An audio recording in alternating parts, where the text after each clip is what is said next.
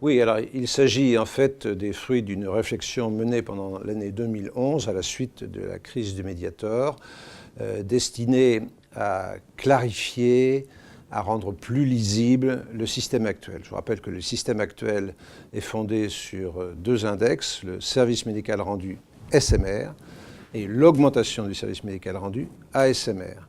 Le SMR sert pour le remboursement, l'ASMR sert pour le prix. Alors ce système est compliqué, 4 niveaux pour le SMR, 5 niveaux pour l'ASMR.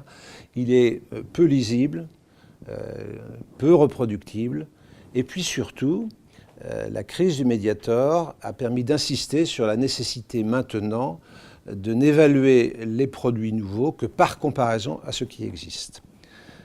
Déjà, l'ANSM, l'ancienne AFSAPS, donnera ses autorisations de mise sur le marché par l'évaluation du bénéfice-risque le plus possible par comparaison.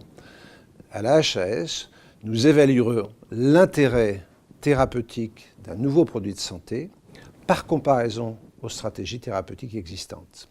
Et le principe de l'index thérapeutique unique, c'est d'évaluer l'intérêt d'un nouveau produit par comparaison aux médicaments ou aux dispositifs médicaux existants, de pondérer cette évaluation sur l'efficacité par une évaluation sur la toxicité, mais aussi sur le mode d'administration, mais aussi sur les sous-groupes de patients qui peuvent bénéficier de ce nouveau produit de santé. C'est un indicateur ou index thérapeutique qui sera semi-quantitatif et qui permettra de définir plusieurs niveaux. Ces niveaux, insuffisant, égal, légèrement supérieur, moyennement supérieur, très supérieur, permettront de fixer le remboursement et le taux de remboursement d'un côté, le prix de l'autre.